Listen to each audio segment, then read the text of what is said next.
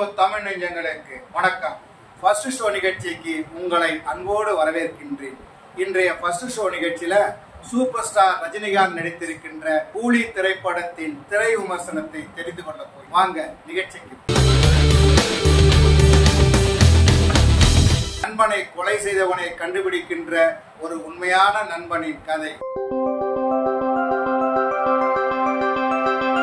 தேவா என்கிற விடுதியை நடத்தி வருகிறார் தேவா, அதாவது ரஜினிகாந்த். கட்டுப்பாடான இடம், அங்க குடிக்க முடியாது, தப்பு பண்ண முடியாது, அப்படி ஒரு இடம். இப்படி சந்தோஷமான ஒரு வாழ்க்கை நடந்துட்டு இருக்கும்போது அவருடைய நண்பர் இறந்து போயிருப்பாரு, அதாவது சத்யராஜ் இறந்து போயிருப்பாரு. இந்த தகவல் கேள்விப்பட்டதும் நண்பனை பார்க்க போவார். சத்யராஜின் மகள் ஸ்ருதிஹாசன் தடுப்பாரு, நீங்க எங்க அப்பா பார்க்க வேண்டாம், வெளியே போங்க அப்படின்னு சொல்லுவாங்க. இருந்தாலும் மனசு கேட்காது, வெளியே காத்திருப்பாரு. சௌரம் நடக்கும், பின்னாடியே போவாரு. சுடுகாட்டில் அமர்ந்திருப்பாரு, பார்த்துக்கிட்டு இருப்பாரு. நண்பனுடைய சாவுல அவருக்கு சந்தேகம் வருது. உண்மையிலேயே அவர் இயற்கையா மரணம் அடையல, யாரோ பொண்ணு இருக்காங்க அப்படின்னு நினைக்கிறாரு. அதுக்கான வேலைகளை இறங்குறாரு. நண்பனை கொன்றவனை பழி தீர்க்கவும் களம் இறங்குகிறார். சத்யராஜை கொண்டவங்க யாரு, எதற்காக கொலை செய்தாங்க, சத்யராஜுக்கும் ரஜினிகாந்துக்கும் என்ன உறவு, இப்படி பல கேள்விகளுக்கு மீதி படம் பதில் சொல்லுது.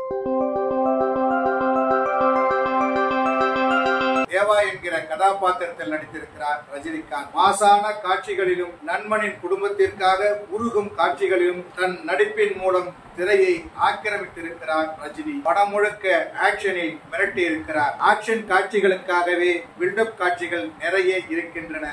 ரஜினிகாந்த் படம் என்றால் எதிர்பாராத சம்பவங்களோ எதிர்பார்க்கின்ற சுவாரஸ்யமான காட்சிகளோ இருக்கும். அதெல்லாம் இந்த படத்தில் இல்லை. அதனால என்னவோ ரஜினி நடிக்கிற காட்சிகள்லாம் மகிழ்ச்சியாக பார்த்தாலும் நமக்கு பெரிய தாக்கத்தை ஏற்படுத்தும். சைமன் என்கிற கதாபாத்திரத்தில் நடித்திருக்கிறார் நாகார்ஜுனா. குறைமதத்தில் ஏலம் எடுத்து கூலி ஆட்களை வைத்து வேலை வாங்குகிற வேடம். போதைப் பொருள் கடத்தல், உயர்ந்த ரக கடிகாரங்கள் கடத்தல் போன்ற பல தொழில்களை அங்கிருந்தபடியே செய்கிறார். கொலை செய்யவும் குடிக்கவும் வருகின்ற பாத்திரம் அந்த காட்சிகள்ல மிக இல்லாமல் செய்து அந்த பாத்திரத்தோடு ஒன்றி நடித்திருந்தாலும் அவருடைய ஸ்டைல், ஆக்ஷன் எல்லாமே இந்த படத்துல இருக்கு. உண்மையிலேயே வில்லன் என்றால் யார் தெரியுமா? மலையாள நடிகர் சௌபின் சாகிர். தயால் என்கிற கதாபாத்திரத்தின் மூலம் மிரட்டலான நடிப்பை கொடுத்து நம் மனதில் நிற்கிறார். ஆக்ஷனில் மட்டுமல்ல, ஒரு பாடல் காட்சியில் நன்றாக நடனம் ஆடி இருக்கிறார். கொடூரமான வில்லனாக வருகிறார். அவருக்கு ஒரு ஜோடி இருக்கிறது, அவரும் கொடுமைக்காரர். ரஜினியின் நண்பராக ராஜசேகர் என்கிற கதாபாத்திரத்தில் நடித்திருக்கிறார் சத்யராஜ். நீண்ட நாள் போராடி சத்யராஜ் கண்டுபிடிப்பை நிகழ்த்திருப்பாரு. என்னன்னா, நாய்கள் எல்லாம் இருக்கிறது, ஈஸியா இருக்கலாம் இல்லையா, அது மாதிரி செய்து கொடுப்பாரு. ஆனா அரசாங்கம் அதை ஏற்காது.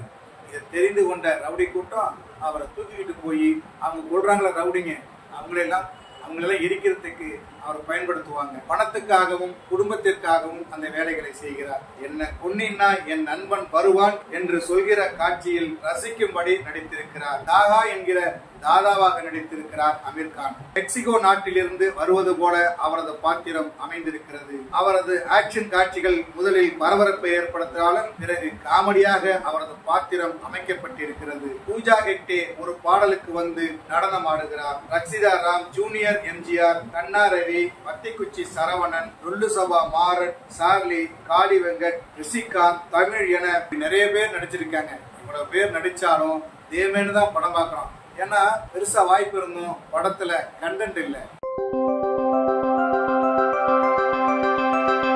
இந்த படத்திற்கு அனிருத் இசையமைத்திருக்கிறார். மோனிகா பாடலில் கவனம் இருக்கிறார். சண்டை காட்சிகளிலும் மாஸ் காட்சிகளிலும் அரங்கம் அதிரதே என்கிற உற்சாக பாடலை தந்திருக்கிறார். ஆனால் அந்த பாடல் நம் மனதில் எந்த தாக்கத்தையும் ஏற்படுத்தவில்லை. இந்த படத்திற்கு கிரீஷ் கங்காதரன் ஒளிப்பதிவு செய்திருக்கிறார். ரஜினியை வெவ்வேறு கோணங்களில் காண்பித்திருக்கிறார். இது ஒரு பரபரப்பான ஆக்ஷன் படம் என்பதால் அதற்கு தகுந்த ஒளிப்பதிவை தந்திருக்கிறார். இந்த படத்துல சண்டை காட்சிகள், சேசிங் காட்சிகள் நிறைய இருக்குது.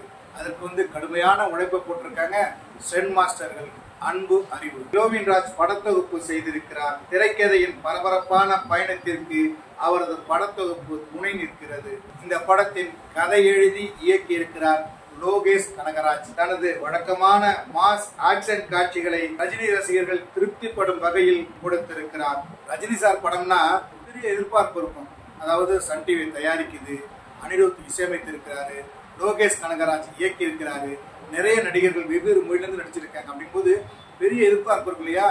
அந்த பெரிய எதிர்பார்ப்போட போனா எதிர்பார்ப்பை பூர்த்தி செய்யல. ரஜினி வரும் காட்சிகள்ல பில்டப் காட்சி இருக்கு இல்லையா, அப்ப எல்லாம் அரங்கம் அதிருதே அப்படின்னு அனிருத் இசையமைச்சிருப்பார். இந்த கூலி படம் அரங்கத்தை அதிர வைக்கவில்லை. என்ன நேயர்களே, கூலி படத்தின் திரை விமர்சனத்தை தெரிந்து கொண்டீர்களா?